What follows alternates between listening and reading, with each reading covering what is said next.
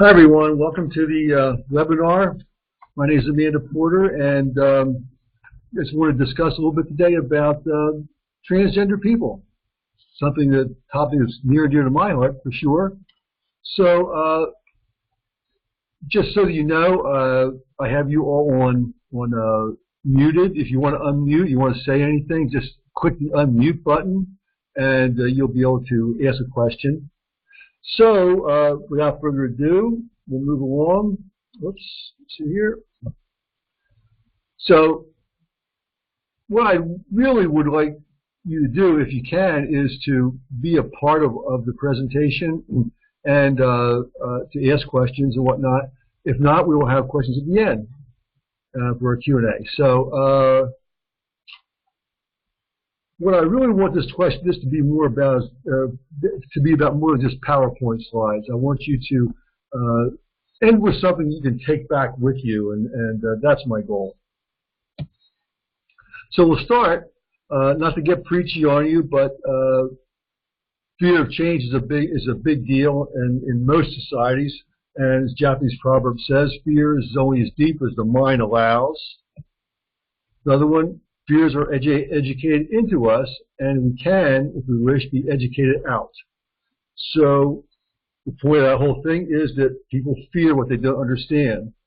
A lot of fear and misinformation and misunderstanding around transgender people.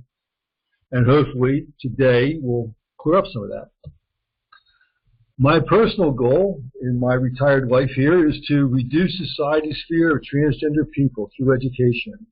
I meet people quite frequently, and I usually try to make a point to tell them that I'm transgender so that they can see that there's nothing really to worry about from a person who is transgender. The purpose of this lesson is to increase your understanding of what it means to be transgender so that you can take it back with you if you're discussing with someone about transgender people, or you see it on TV and a topic comes up, we should be able to shed a little light on what a transgender person really is. Our discussion topics for today are basic terminology. What does it really mean to be transgender? How to interact with a transgender person, and then we'll have some questions at the end. So we'll start off. And there's going to be a few terms here that you may or may not be familiar with, but they are crucial to understanding what a transgender person is. So, first one is sexual assignment.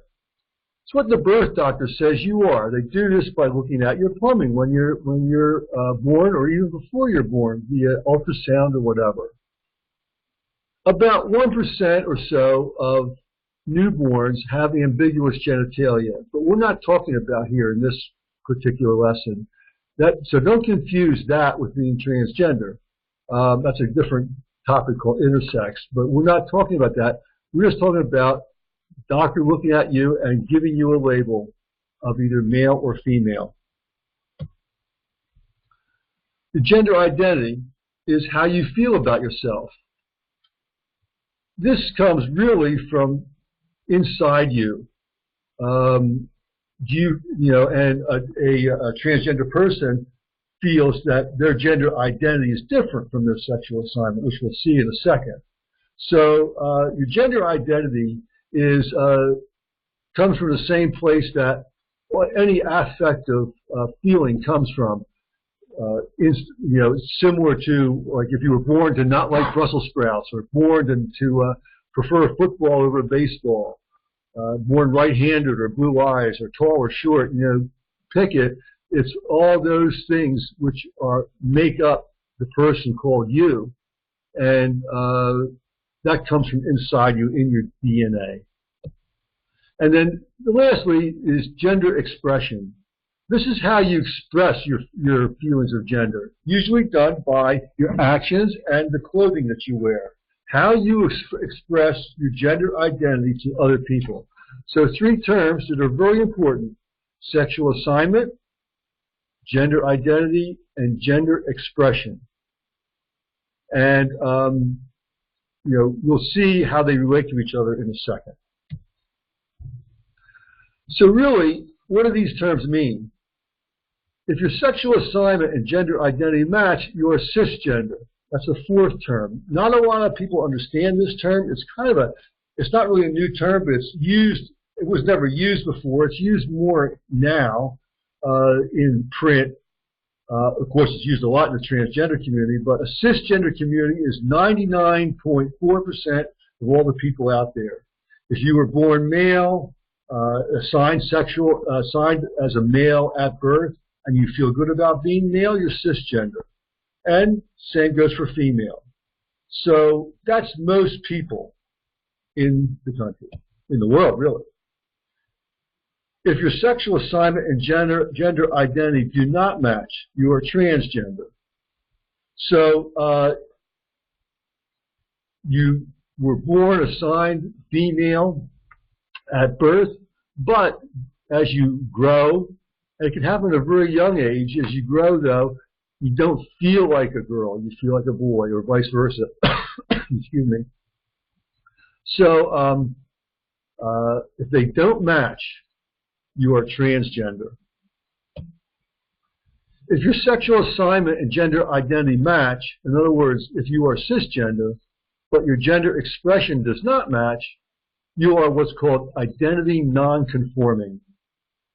Your identity is not in sync with your sexual assignment and your gender identity. This happens mostly with cross-dressing people. Cross-dressers quite often are confused with transgender people, and I'll explain to you a little bit later how they're different, but basically they're not the same, and I'll show you why here just briefly. So, why is a person transgender? Well, you know, 99% of the people are cisgender, so it's only about a little bit less, 0.6% of the people are transgender. Why? There's really no explanation for it. Why don't they determine this? Why don't they figure this out? Well, number one, most importantly, there's no money in it. I mean, it's kind of it'd be nice to know why a person is right-handed or why a person is left-handed. They know it's in your genes someplace in your DNA. They don't know where. And the same goes with being transgender. They know it's in your DNA. They just don't know where. They agree that the cause is biological. But why a person is transgender really isn't super important. It's kind of like planning a picnic for Saturday, and you wake up Saturday and it's raining, and you're kind of annoyed. You go on TV, and the weatherman tells you that, oh yeah, it's raining because of this front and that low pressure or whatever. And you may understand why it's raining, but it doesn't change the fact that it's still raining out and your picnic's been canceled. So why a person is transgender is interesting, but it's really not important in the long run. And science believes this normal part of the human genome when based on a non-binary gender spectrum. I'm going to be discussing this non-binary gender spectrum here in just a minute. But let's talk about the human genome. As human beings, we feel we're a pretty scientific group of people, and we know a lot about science, but you know we've only analyzed 5% of the human genome. So we have a lot to learn when it comes to this type of thing. Excuse me. Okay, only two genders, right? Well, yes and no. Our society traditionally has a binary sense of gender. On your driver's license, you have a choice. You have male or female. That's it. Some states give you a third choice. Pennsylvania doesn't. But many, like Oregon does. There's several other ones which do. But for the most part, on your driver's license, you have to pick male or female. However, it's now commonly accepted in the medical profession that gender is not binary, but it's rather a spectrum. I'll explain that. Okay, this is kind of a complicated slide. I'm going to spend a few minutes on it with you. But this is what we call the gender spectrum. I've tried to make the spectrum from pink to blue. Very cute. But it's like a ruler. On the left, you have feminine females. On the right here, you have masculine males. And we all know that not everybody fits that category. Not all males like the same things. That's what makes for our diverse society. So one male may like football, another one may not like football, and may like music or other things. So it's not only possible, it's preferred that you have people that exist all over this spectrum here. That doesn't mean they're transgender. That just means that that's where they exist. They may like things differently. A person that's a 7, for instance, right where my mouse is, may like things that are different than someone who's a 10. Same way with on the female side. You can, not all girls like playing with dolls. Not all girls like being a princess. So that doesn't make them not female. That just makes them someplace else on the gender spectrum. And if you think in your life now, I'm sure you know people that you could classify as being not at the end of a gender spectrum. Not girly girls or boy boys. They're somewhere in the middle. If that person is transgender, then they are considered non-binary. They're all considered non-binary, but that's not someone who's cisgender usually isn't given that category or that title. Non-binary usually for transgender people means that you are not at the end of the gender spectrum. A trans man, and a trans man definition is someone who was born female and transitions to male, may start at this end of the spectrum and go over to the male end, or vice versa. They're still binary, but they're just passing through this spectrum here. But some people begin that process and stop, and they say, I was born male, I feel like I'm female, but if I stop here at 7, I'm comfortable there. What that means is that person is 70% of the time they identify as male, 30% of the time they identify as female. They are in the non-binary part of the gender spectrum. And of course on the other side it's true, the inverse with females. So I don't know if you know what the term genderqueer means, but a genderqueer person that may identify in this area feels that they are both genders at the same time. They usually dress in an androgynous way. A transgender person or a non-binary transgender person feels that they are both genders but not at the same time. So the gender spectrum can be a little complicated. Let's have another way of explaining it. Here's the transgender umbrella. Anything that falls from this is underneath this umbrella is considered transgender. In the red are what it means to transition is when you actually do go through like a gender reversal or you're in that process of changing your assigned gender to your preferred gender. You are called transitioning. Well, there's a few milestones in that area.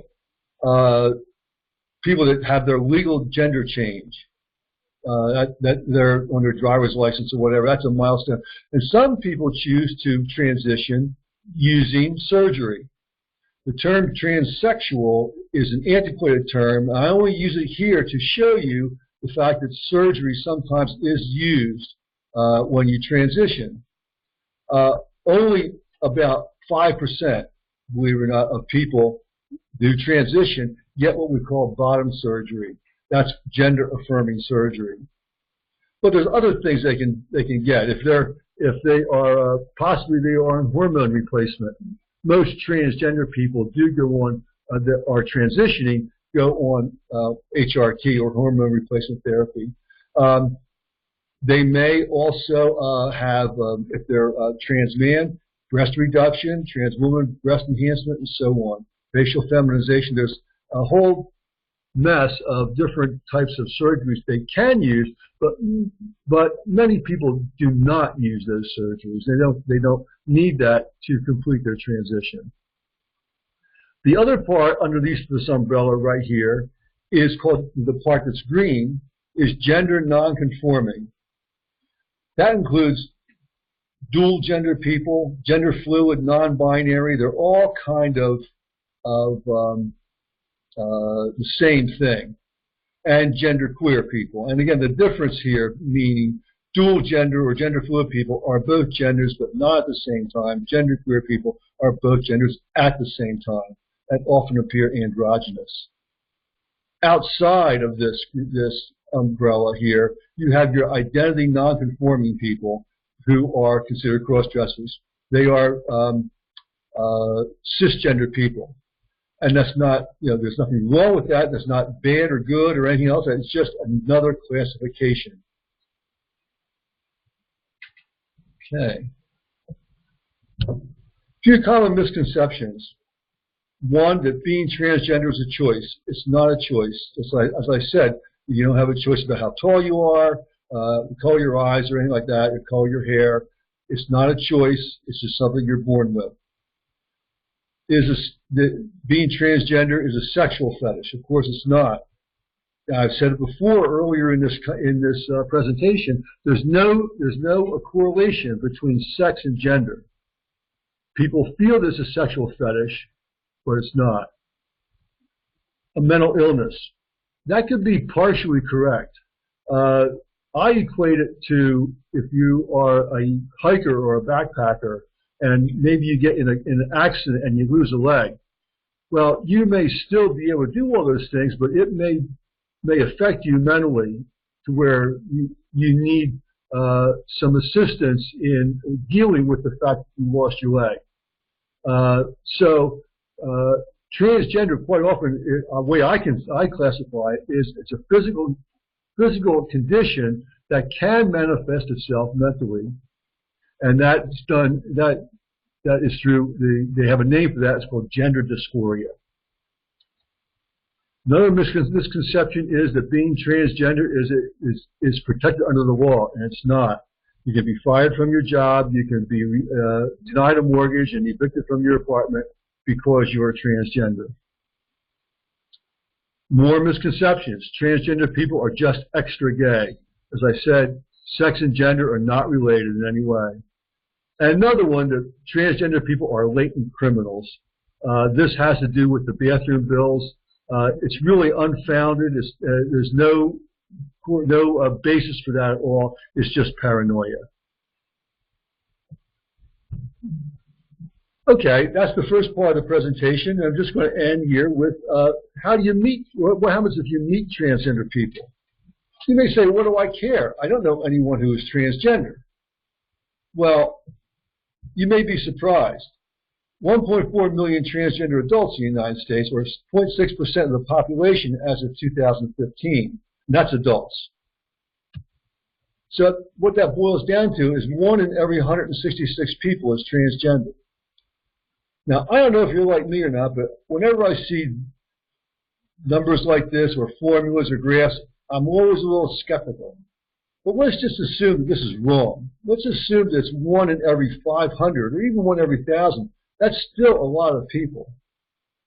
And this presentation is geared towards businesses and professional people, but also towards your personal life. But in business, you're probably going to meet a transgender person. If you work at a big company, that has more than 166 people, the chances are there's a transgender person there. And you don't want to, you know how to treat them properly so there's no allegations of sexual harassment or anything like that. But even so, you want to do it just because you're a nice person and you want to treat them with respect. In a social environment, I meet a lot of people socially, And you'd be surprised how many people come up to me and say, oh, my neighbor's son or my neighbor himself is transgender, or I have my cousin, or many, many people know someone who is transgender. And it's going to just be more and more popular as it comes more, as people come out. Popular is not the correct term, but more common, let me say, as it comes out. And it can be confusing. So, what does a transgender person look like? Well, believe it or not, all trans women don't look like Caitlyn Jenner. Due to copyright limitations, I can't put pictures here of people, transgender people that are not that good looking. I would be violating copyright laws, but not all of them are pretty or glamorous, like many people would say Caitlyn Jenner is. That's sort of the cross that they bear. If you would look at them, it quite often looks like a man in a dress. That's not how they feel, and that's important for you to understand. They don't feel that way. They feel feminine. And that's why it's important to treat them that way if you want to treat them with respect. Chaz Bono was born Chastity Bono to Sonny and Cher Bono. I remember when she was born, they had her on their TV show, and she was a very cute little girl, but Chastity never felt like a girl. She always felt like a boy, and she wasn't very old at all when it became known that they thought that she was transgender, and of course she was. But if you were to look at Chaz now, you would say that you would not know that when he was younger, he was born female.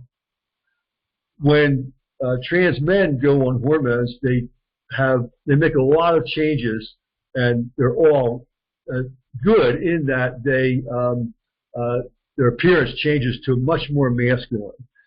When trans women go on hormones, that's when they go from male to female. It doesn't work quite so much. There are some physical changes, but they still look masculine in many ways. Their faces get a little softer a little bit, but other than that, really not that many changes happen. You can take it to extremes here, though. This person's name is Buck Angel. He's kind of a famous trans person with the tattoos and all this sort of stuff. Head shaved under the hat. But when he was younger, he was female and actually was a model. You wouldn't know it by looking at him today. So, what is the most common feeling expressed by uninformed people? Now, I don't mean uninformed in a negative way, just the fact that they don't really know. The most common one is that they don't want to offend anyone. There's really two kinds of people. If you happen to be out having lunch with someone and they have spinach on their teeth, maybe you would say something. Maybe you wouldn't say something because, I don't want to offend them or embarrass them or whatever. But maybe you would say, hey, look, you have something on your teeth. The person who had the spinach on their teeth would be grateful that you said something. Okay? They might laugh a little bit and say, oh, thank you, whatever. It's always best to speak up rather than keeping quiet. So what words can you use when speaking with a transgender person? Basically, just use the words and phrases that coincide with their gender expression. Or another way of saying that is use the words and phrases that coincide with how they look. And that is the pronouns that they use. You can ask them, what pronouns do you prefer, or whatever. Or, how would you like me to address you, type of thing, that type of thing. And even if it's embarrassing at first, once the question is answered, then you can move on. There's no question marks. Pronouns are, if it's a woman, it's she, her, and hers. If it's a male, it's he, him, and his. There are unusual pronouns now for genderqueer people. And I say unusual in that they're not that they're bad. It's just that they're not something that we're not used to. Quite often, gender fluid people, again, they are genderqueer people. They are the ones who feel they're both genders at the same time prefer the pronoun they. When you talk to them, instead of saying he went to the store, you say they went to the store. And it can be difficult to use, but it's something that probably will just get used to as society moves on. So what should you do if you're uncertain? You should ask, speak up, say something. And even if it's a little embarrassing at first, it'll probably be fun. And you'll get past it. And everybody will be dealing from a certain level of understanding. But what happens if you mess up? Apologize, but remember, you can't please everyone. If you offended somebody because you need to know their gender, don't mean to be harsh, but they're just going to have to get over it. You're just doing the best you can as a person that wants to treat somebody else properly. And that's basically about it. If you have questions or comments, you're listening to this. This is the second time I'm recording this, actually, because I messed up the first recording when I actually had the webinar. So, if you have a question, you can just email me or call me or contact me in some way. I'd be happy to talk to you about it, or we can set up a time to get together and see if possibly even my type of training can be beneficial to your company or your organization. So, thank you for tuning in. This is Amanda Porter, Diversity, Training, and Education.